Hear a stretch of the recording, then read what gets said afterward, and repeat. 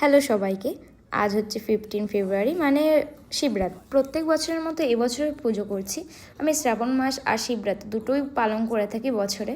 যাই হোক, সেজন্য আমার কোনো অসুবিধা হয় না, আমার সব জিনিসই হাতের কাছেই পেয়ে যাই।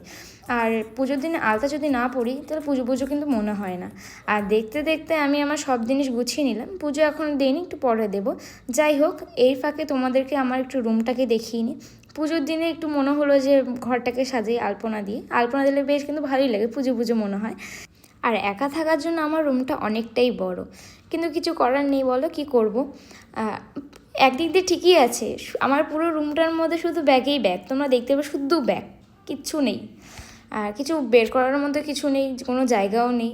আর আমার রুমের মানে বেডের এক কোণায় রয়েছে আমার টেডি বিয়ার, আমার কিছু স্মৃতি, যেটা দেখে আমার ঘুম ভাঙে।